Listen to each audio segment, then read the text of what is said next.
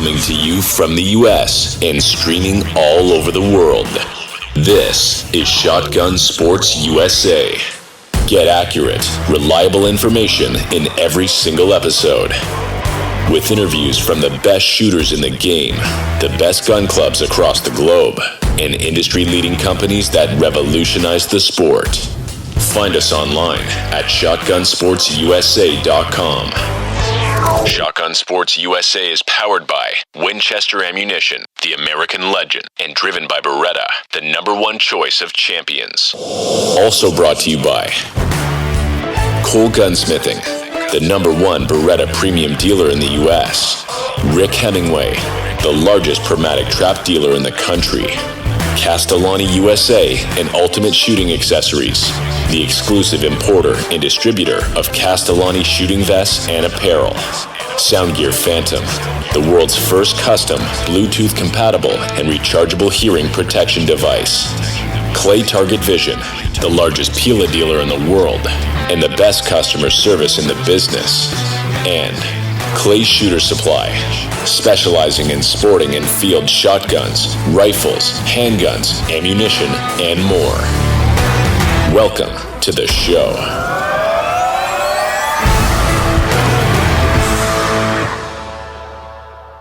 Better with Beretta. Pro tips from the #1 choice of champions.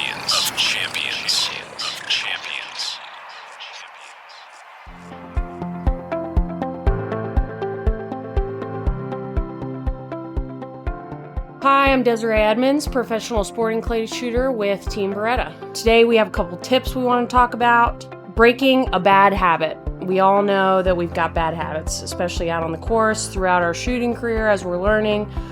We develop bad habits. So in order to break bad habits, one of the tips I can give you for that is, one, obviously we need to recognize that we have a bad habit. And when you get out on the course practicing, in order to break a bad habit, it's not about correcting it and doing that 1 or 2 times. Especially in sporting clays, we're shooting a lot of pairs. We're shooting 3-4 pairs of station. So when you're practicing correcting that bad habit, 1 and 2 times is not enough. You need to correct the bad habit, and then you need to continually do that on the station or on the course. And you need to do that at least 4 or 5 pairs in a row so that you really solidify the good habit that you're trying to make or put away that bad habit, okay? So it's one thing to just go out and correct it in 1 or 2 times, but it's more important after you've corrected it to really solidify that and do that 3, 4, 5 times. That's how we create good habits and break bad habits.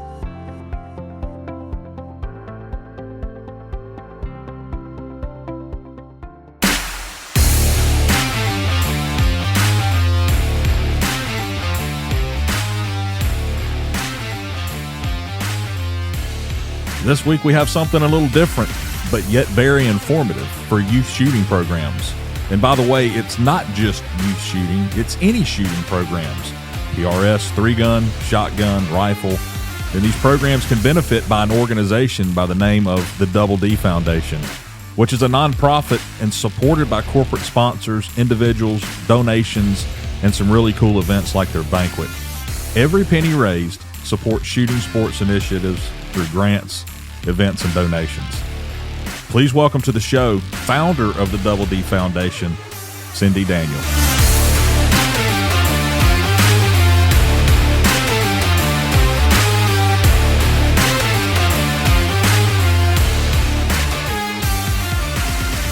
All right, Cindy, welcome to the show.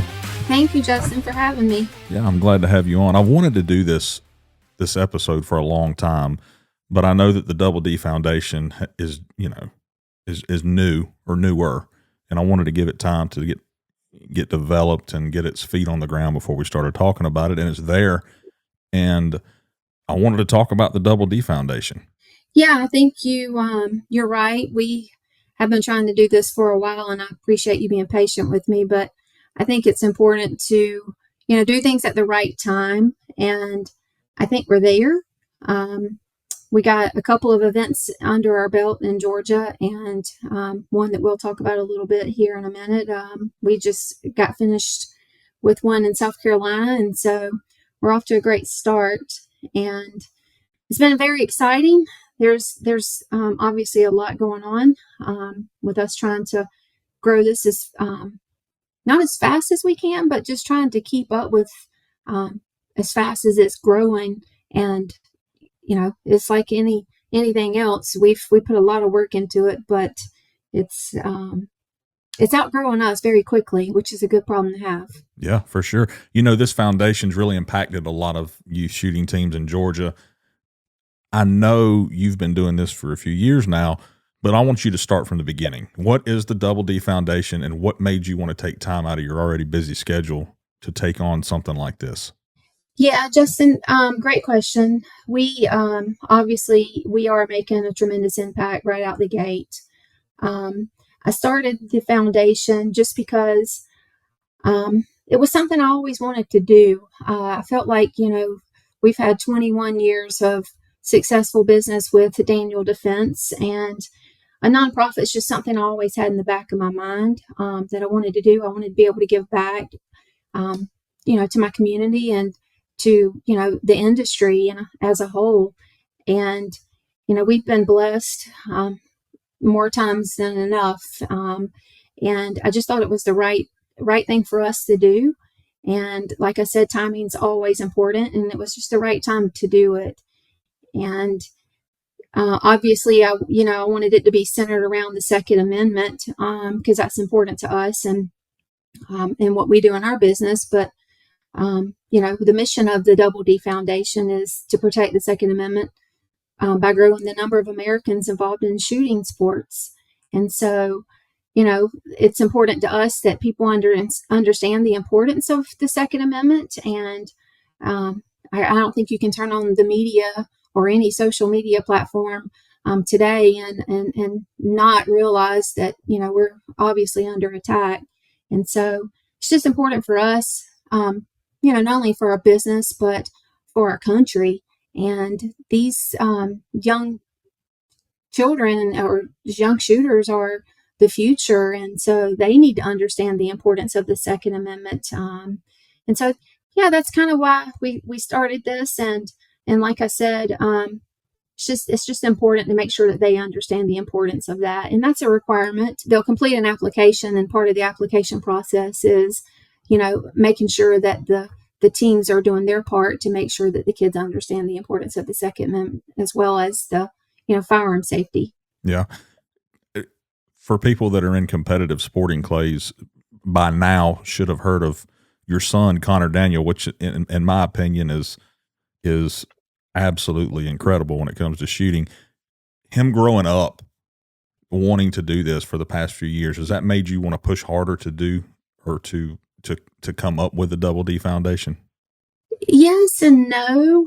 Obviously, Connor's been shooting now for 3 years, and this is something I wanted to do before he started shooting. Right. But now it kind of does go a little more hand in hand. I didn't know a whole lot about the youth shooting programs before we got involved in it with him. But I always knew that it was something I wanted to do. Again, going back to the Second Amendment and supporting that and just educating our youth on the safety of firearms. Right. But I can tell you that since we have been involved and we're kind of got our feet into it, so to speak, I've seen the growth over the last 3 years, and I'm predicting, and I think I heard a number, somebody say this number last week to me, that the sport in general by youth alone is growing about 20 to 30% year over year. And that's a tremendous growth. So, again, going back to timing, I just think that we started this and kicked it off at the right time. And I love that it's growing, and I just want to try to help as many youth sporting programs as we can. And that's what we've been able to do so far. So doesn't really have anything to do with Connor. I think it's just ironic that, one, that, Connor loves shooting. Obviously, we're in the firearms business, but we didn't push him towards it because of that, nor did we start this because of Connor shooting. But I think everything's just come full circle. Yeah. And, the people that have been in the sport for a while, and most know this, the future of the sport is the youth of today.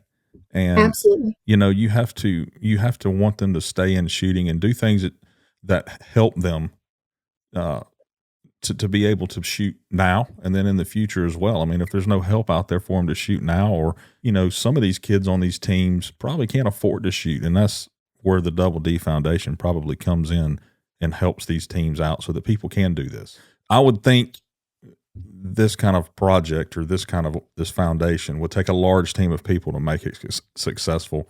And if anyone listening has been to one of your banquets, you would see why I'm saying this. But you do this all on your own. I can't imagine the stress and pressure involved in that. Well, I kind of spearhead it, but I do have another person that works probably 85% of her time helping me, and that's Melissa. Most people probably know her and have spoken to her, but she does help, and she spends a lot of time on this. But we also have volunteers. We couldn't do it without our volunteers, and our Daniel Defense employees, they step up and they volunteer their time as well. And so without having them on our team, this would not be possible for sure. But, we are in the process of looking for folks to join our team. We're looking for an executive director right now that can kind of take a little load off of me and kind of spearhead this a little bit so I can think bigger picture. Because I got lots of ideas. I just, the list is just getting longer and longer, and there's not enough time in a day to get it all done. But we're looking forward to making, to doing great things. But we're going to continue to grow our team. And just to be, like I said, transparent with everybody, we have different ways to that we raise funds. The first one being corporate sponsorship. And when we get corporate sponsorships, we are going to be using those funds to help grow our overhead. So that's basically seed money to do that. So that gives us the revenue that we need to go and grow that. And then we have events. We have, banquets. Eventually we'll have some sporting clay fundraisers and whatnot.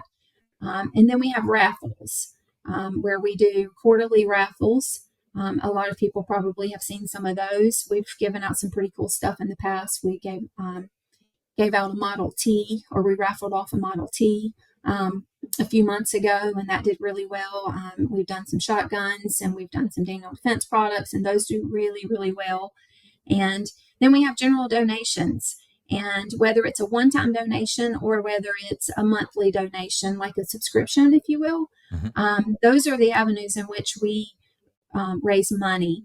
The monies from the events, the raffles, and the general donations, those are the dollars that we give back out. 100% of those proceeds are the dollars that we give out through the grant application process. And the corporate money, like I said, is just kind of seed money that helps us grow our team. And so we need to be able to do that. Like I mentioned in the opening, we're currently in Georgia right now. We just stepped foot in South Carolina, and we want to continue to grow each year and add one additional state. And in order for us to do that, we need more head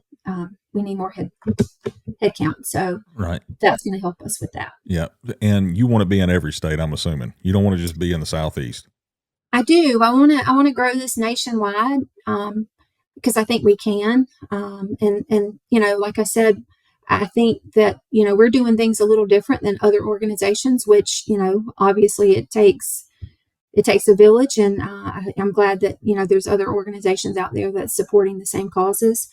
But my goal is to grow it nationwide, and not to have just one event in each state either. We want to grow within that state. If someone wants to bring the Double D Foundation to their state, how do they go about doing that?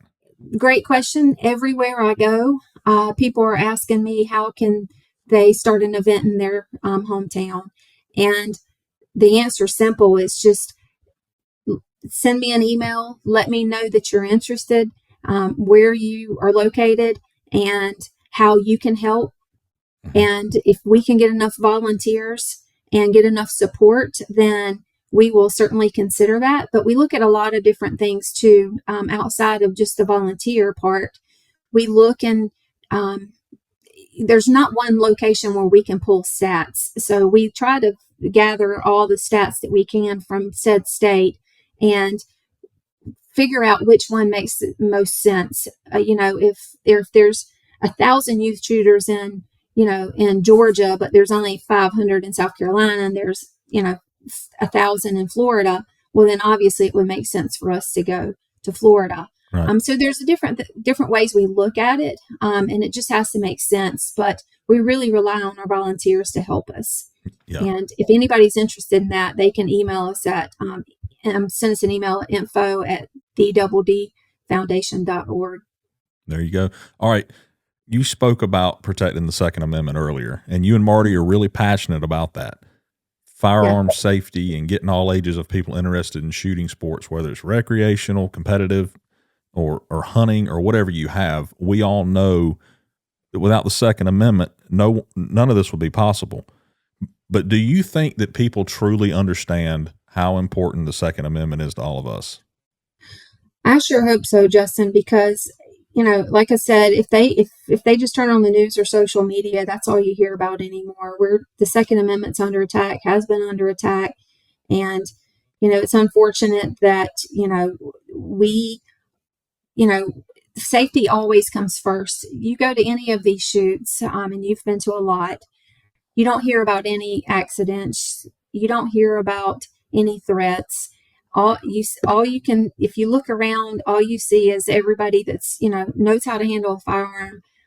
If over-unders are broken open, just kids see that, but we need to spend more time educating them when it comes to that, because I think you can't remind kids enough, or anybody else, kids or adults, the importance of firearm safety.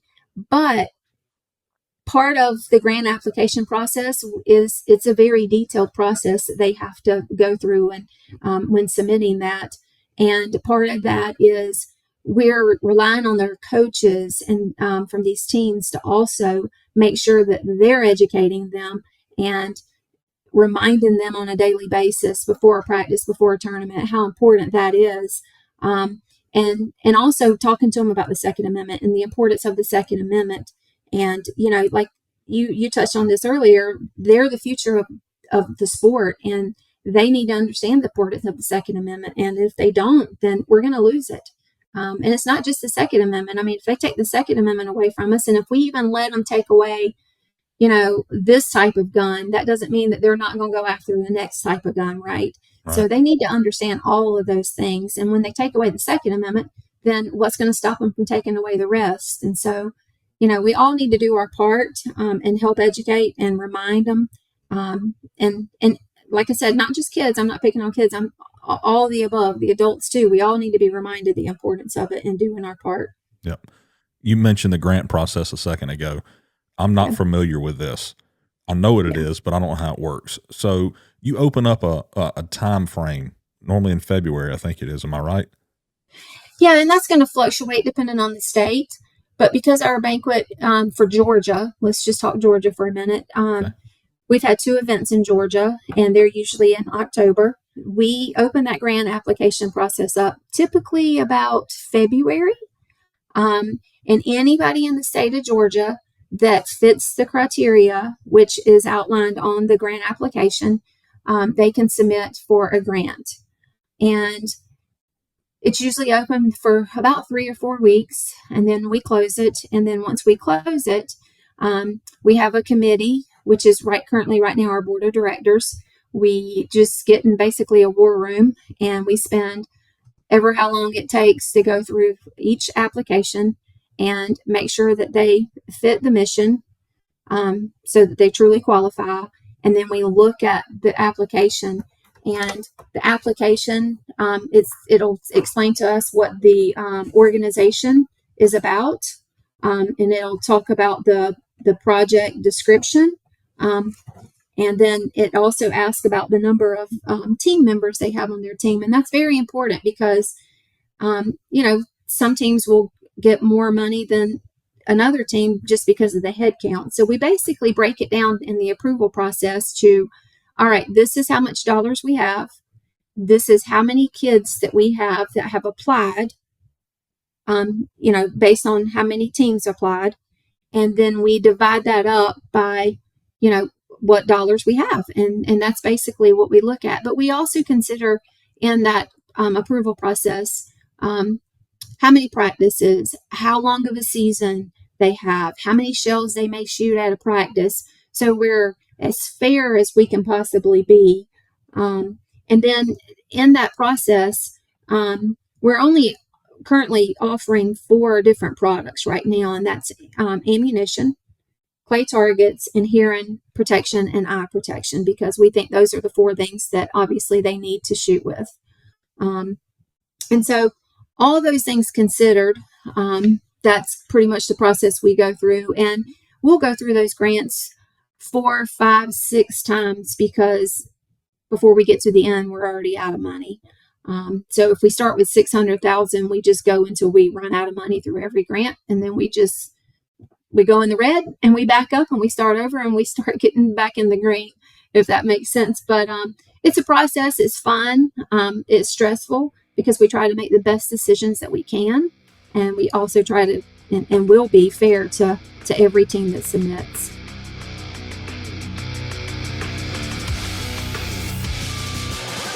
Do you want to take part in the Double D Foundation?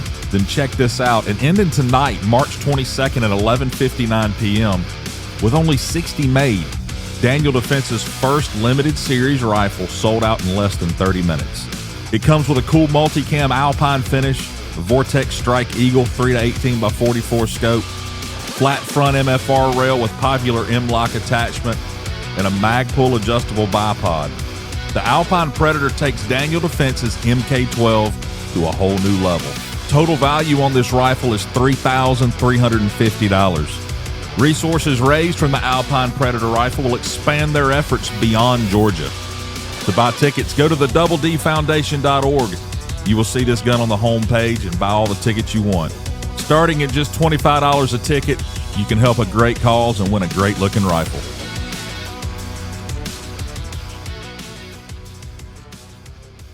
Without our sponsorships, obviously none of this would be possible in the events, and there's just so many to name. But if it's okay with you, I'd like to name a few, because I'll talk about this a little bit as well, or elaborate on this. Is, obviously in this business, shotgun shells are hard to come by, and because of the relationships that we have in this industry and have had for the last 21 years, we are able to procure shells when, a team may not be able to get them, or a local dealer may not be able to get them, and we're able to get them at a reasonable rate. So without Winchester Ammunition, Federal, Remington, this wouldn't be possible.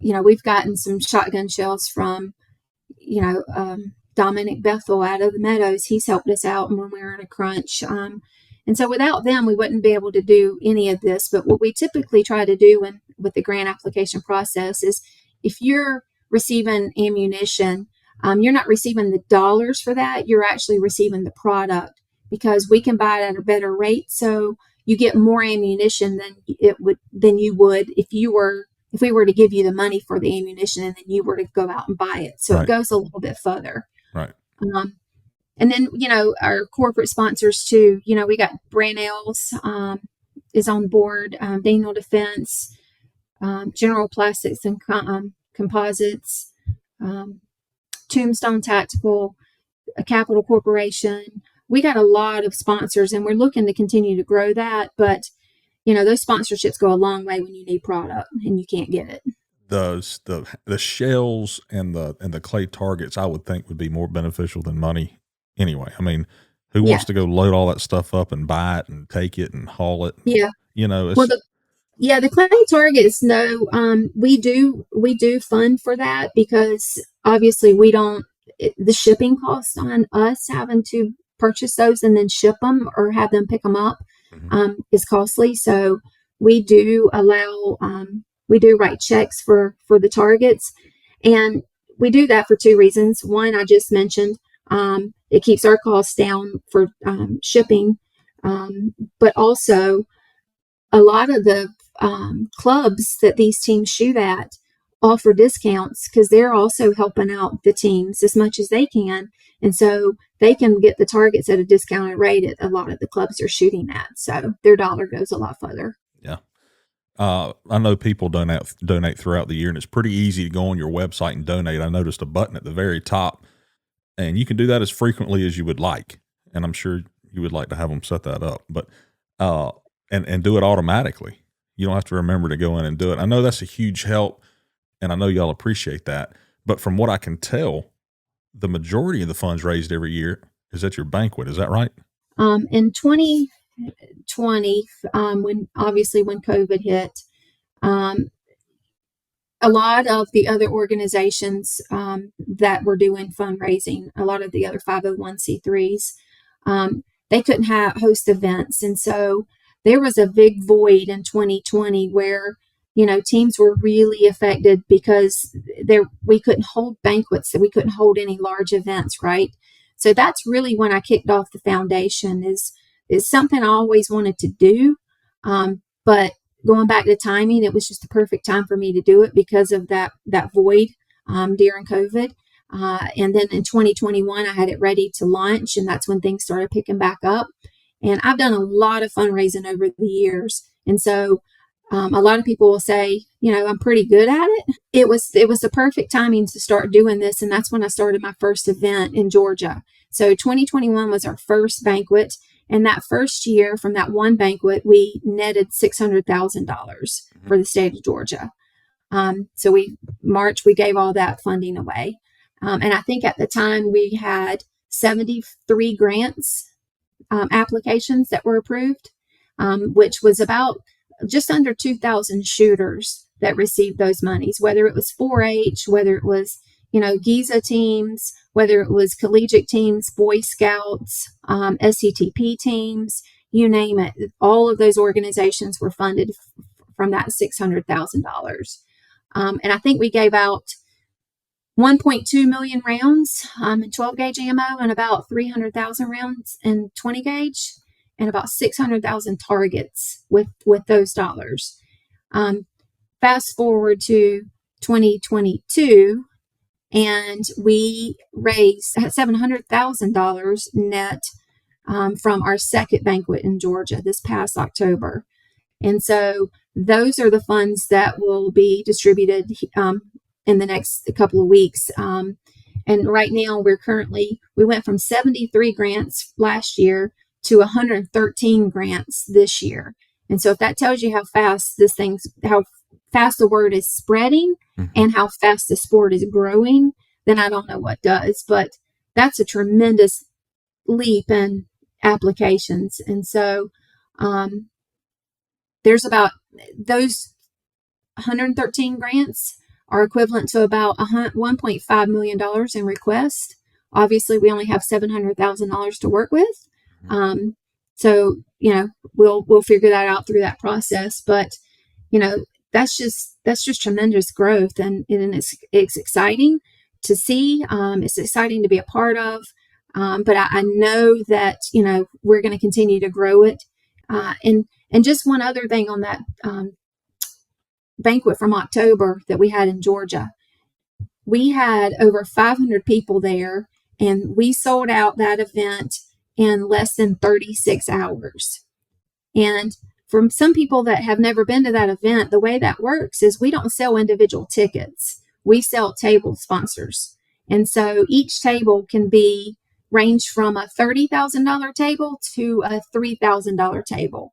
And we sold out in 36 hours. And that's where we make the majority of our money. But the rest of that comes from live auction items and silent auction items. And then we sell raffle tickets that night. Yeah.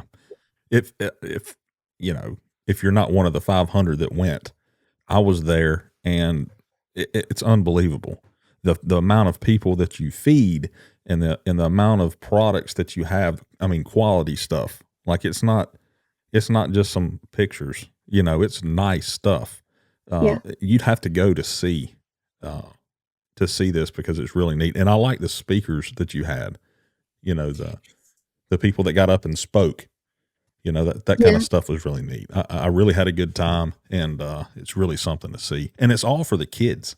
Right. It's all for these grants that go out to these teams. So, and I'm glad that you touched on that, Justin, because I'm a firm believer in, I think the kids need skin in the game. I'm not here just to hand out free money. I'm here to support them as much as I can. But a lot of those kids come the night of the event, and anytime I pick up the phone and need them for anything, they're there to help. And so I think that's important for, our guests to see them and support them and let them know that, they're there to help. They want the support, but they're also willing to put in the work to raise the funds as well. So, our guest speakers in the past, we've had Coleon Noir there. He's a guy on social media that if y'all don't know, you should look up. But he's a big advocate for the Second Amendment.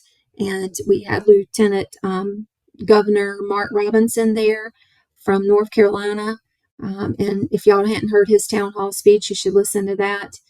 But just, we've had tremendous support from everybody, and we just can't thank them enough. But our next event, I'll go ahead and tell you now, coming up in Georgia is going to be October the 19th. So if everybody wants to mark their calendars, that's going to be a big event. We're going to try to increase it to a few more 100, maybe. I don't know. We went 500. Maybe we can get to 600 or 700. Space is an issue because we host this Georgia event inside the plant at Daniel Defense, and I think that's part of the attraction. So we're out of space. We've added a lot of equipment, a lot of robotics. So we might be in the parking lot, but regardless, it's still going to be a nice event, and we're going to have a lot of people there, and we're going to raise a lot of money. And we are already planning. We're working on our guest speakers and our table sponsors now. So that information will be released very soon. Yeah. Yeah, it's good to go. It's neat to see for sure. So, I'm assuming that every year the foundation sets some sort of goals. If so, what are some examples of goals that you have, and maybe goals that you've already hit? So I put a lot of pressure on myself and my team to raise as much money as we can. Obviously, I have a number in my head. I don't know if it's realistic because sometimes my dreams are bigger than what I can do. But I think that's what makes this so successful. I'd love to see us hit $1 million net in Georgia this year. I think we can do it. We're not far from it. But, it's going to take a lot of work, and I think we can get there. But, yeah, that's my goal for Georgia. South Carolina, the event that we just hosted a few weeks ago, for our very first event over in Columbia, South Carolina.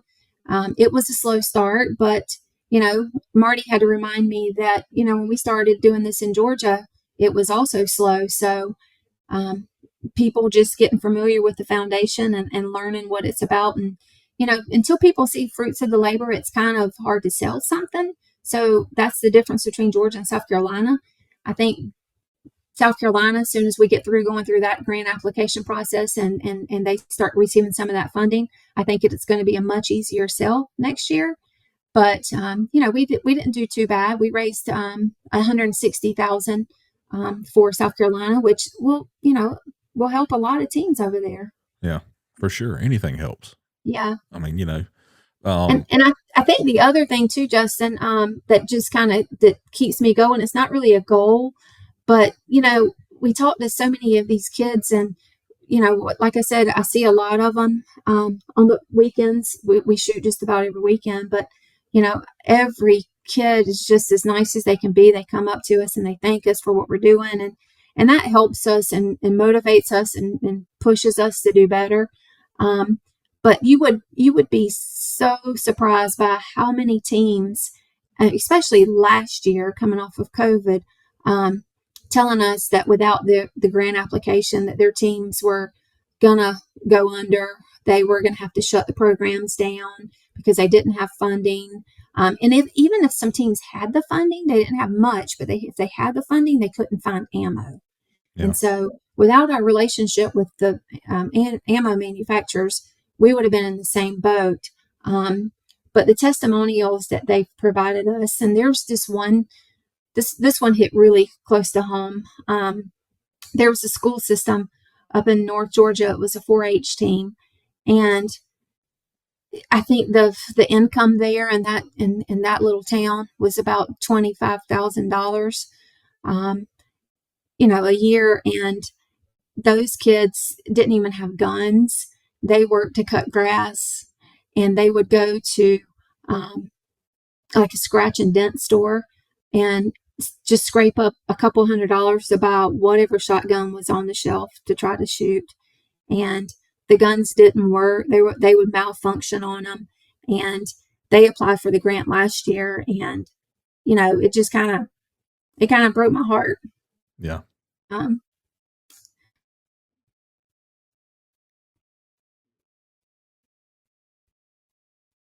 But they pushed through it, and they're probably doing good now, right? I'm assuming they're doing good, and they're going to come tour the plant. And I hope that I can employ the majority of them, because they're just great kids. Yeah. Most of them are in this. You don't see very many bad kids out there. Well, I should say, you don't see very many bad kids out there in the sport that we're in, involved with trap, skeet, and sporting clays.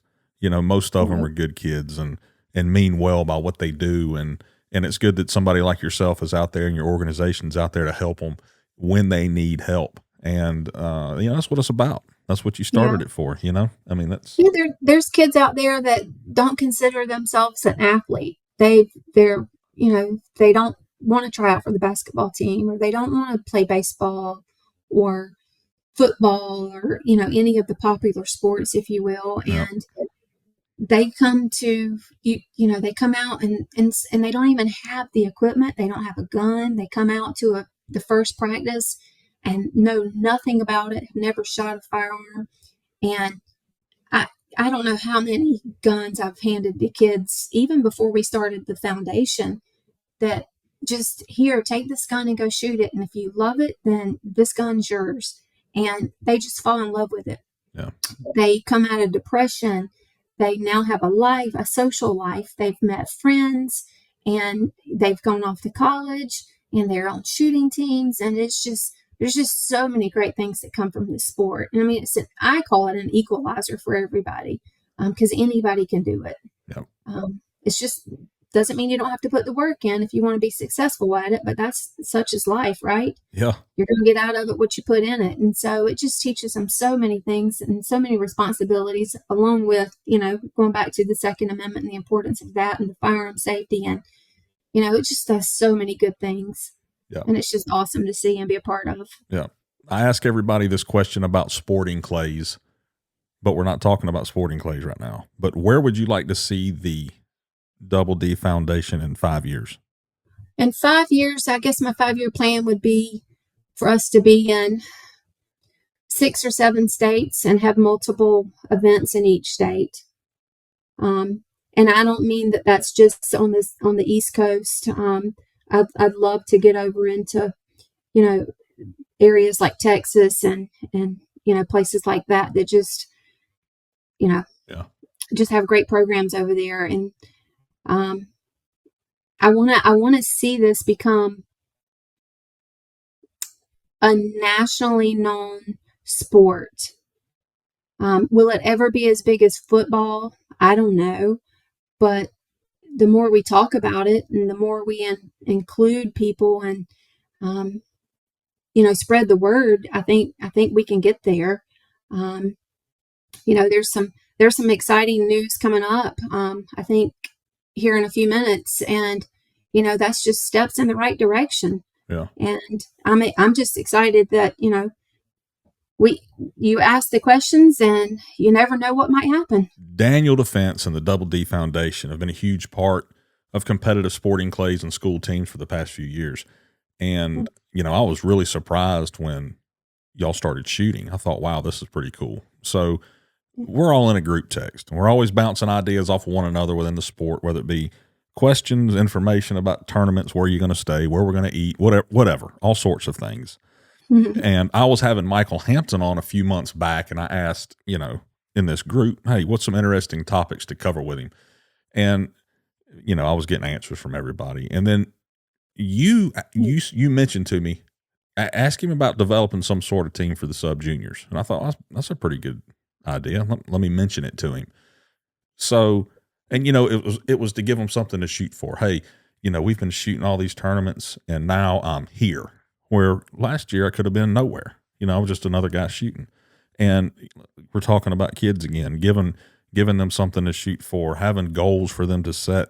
And I asked, and with your hard work, once again, here we are, right? Yeah, I think that, there's a lot of kids that put in a lot of work. I, I go back to Connor, and I don't want to use him because this isn't about Connor.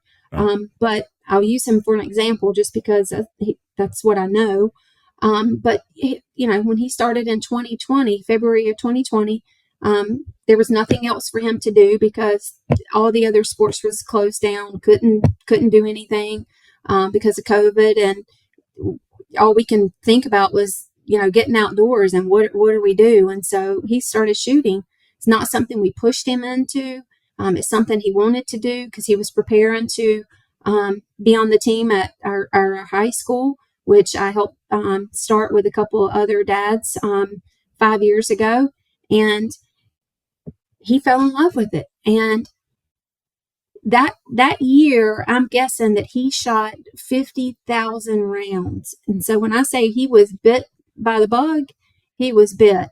And of course, he's got a great coach that we met early on. He's never really got any coaching other than, Zach Keenbaum, which everybody knows that name. And we can't thank him enough for the hard work and the dedication that he's provided for Connor. And, there's a lot of kids out there like him that put in a lot of work, probably maybe even more work than him, but they don't get noticed. A lot of them jump to master class at an early age. Connor at 13, within that first year, he was already in master class. So I love the fact that we have the concurrents, that they can get some recognition, but there's Team USA for open. There's Winchester came on board and is now doing the Ladies Cup, I think, for the last couple of years, which has been fantastic for the ladies because I think they needed that. I think that's great for our sport because our sport's growing tremendously by a lot of youth ladies. But how else can we recognize them? As I said, the sport's growing like crazy with youth, and just looking at our numbers and looking at the grant applications. So, they're the future. So I'm not saying take the focus and take anything away from anybody or any of the professional shooters at all. I'm just saying, what else can we do to recognize these kids that put in just as much hard work as everybody else? And so that's why I was asking the question, because I think they deserve that. Yep. All right, we got Mike Hampton Jr., which is the executive director of the NSSA and NSCA, in with us, and we've got some big news we want to talk about. Mike, why don't you go ahead and tell them what that news is? Well, thank you, Justin. NSCA is happy to announce that we have included the sub-juniors and the senior super vet concurrence to our USA Sporting Clay and Fit Task team for 2024. This will be based on the qualifications from this year event, US Open and regionals. Large shoots like that will allow us to have this sub-junior and senior super vets be able to compete like the other concurrence and open teams. Okay. So they can travel with the team now, sub-juniors, senior super vets. Yes, it's Nice. exciting. In 2024, the great part is both the World English and the World Fit Test will be held here in the United States. So we get to showcase our new teams in the United States, and we're encouraging CPSA to reach out to all the other countries that will be competing and try to bring their teams, and also in Fit Test. Nice. Well, Cindy, what you think about that? I just want to say thank you, Mike, for working on that and first listening. You've got a lot going on, and I'm sure you get ideas thrown at you all day long. And we've talked about this for months now, and as I mentioned to Justin earlier, these sub juniors work so very hard, and this sport is growing like crazy. 25-30% of them year over year is youth, and that's the future of the sport. And I just want to say thank you for including them, and this is exciting news, and I just can't wait to see them on the stage next year. Well, thank you, Cindy. And I will tell you that Justin, a big portion of this is due to Cindy and her enthusiasm and other members like her that are encouraging the NSCA to expand these teams and supporting these teams to make this happen. And the NSCA, we agree completely with Cindy that the youth is the growing part of our organization, and allowing these kids an opportunity to make a team, compete as a team, will add some excitement and just hopefully bring more youth shooters to our game and supporting our sport. And also, as I said, the senior super vets, giving them an opportunity to have their own team. Right now, they're included into the super vet teams, like the sub juniors are included in the juniors, and they get to break away and kind of compete. And especially with it being in the United States, um, these events, and hopefully, like I said, we can showcase our talent and see how they can compete against the rest of the world. Yeah, I think it's a great idea. The first thing that I thought, Mike and Cindy both, is, and I mentioned this to Cindy earlier, that they've got something to shoot for now, and that'll keep them more in tune with the game. It'll want to make them practice more. It'll want to make them go to more tournaments. It'll make them want to be the best and be on the team. And I think that's, it's just like the open team.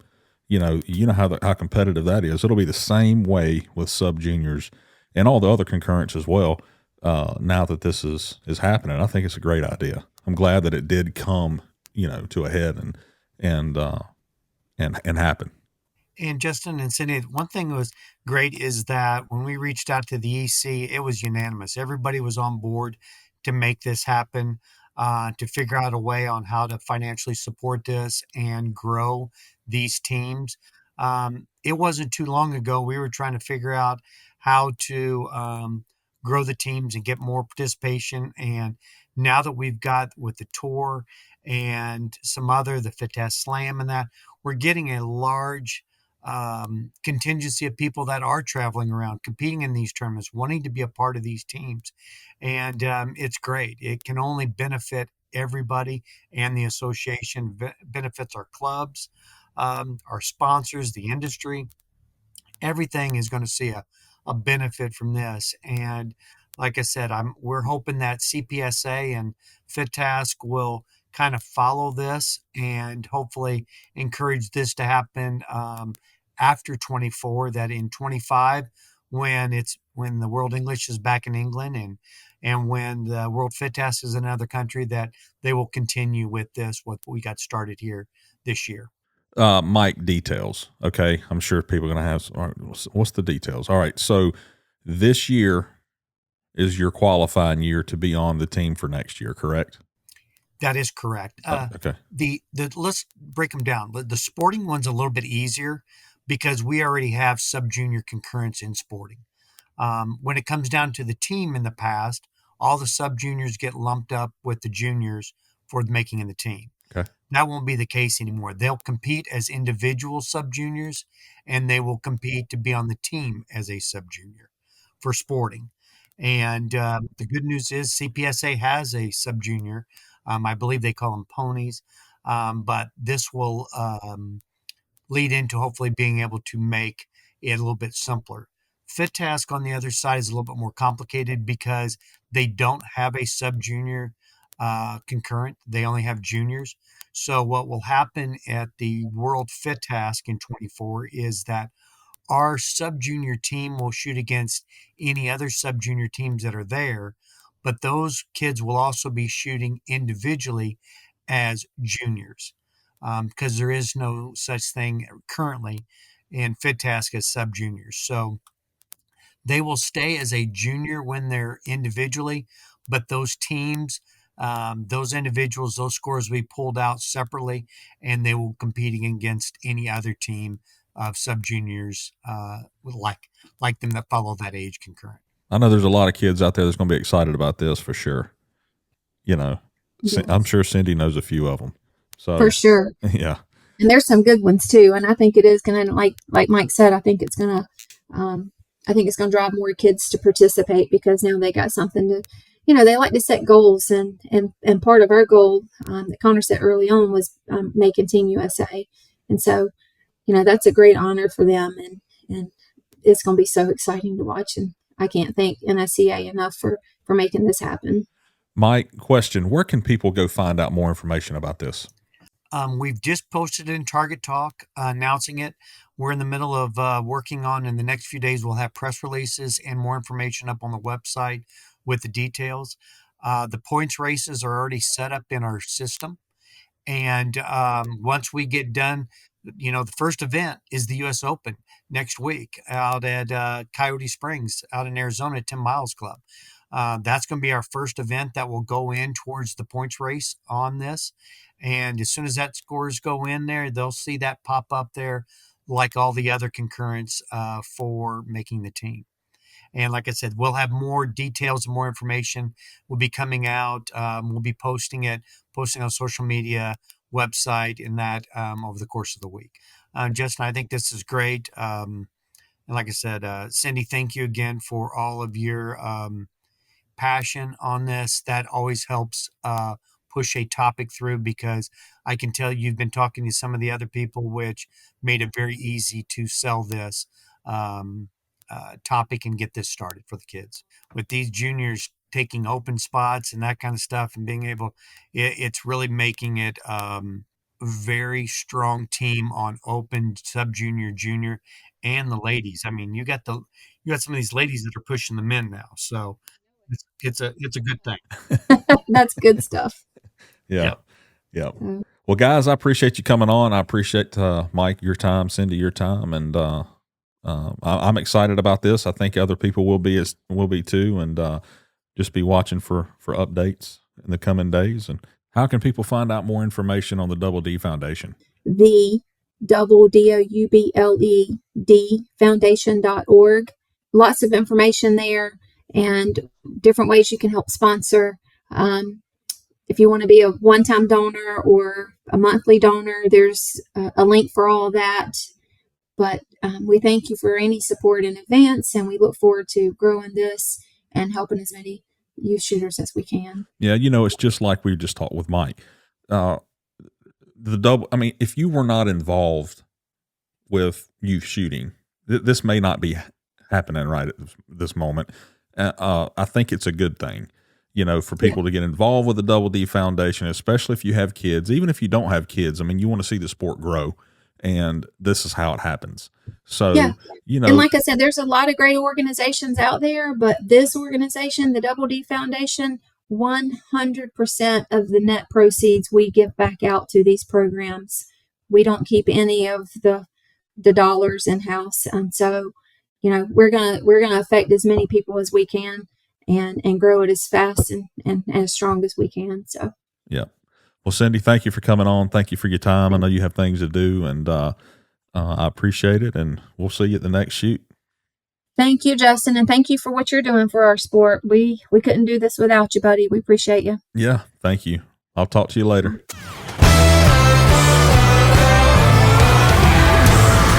Thanks for listening. For more episodes, go to our website, shotgunsportsusa.com. And don't forget to follow us on Instagram and Facebook.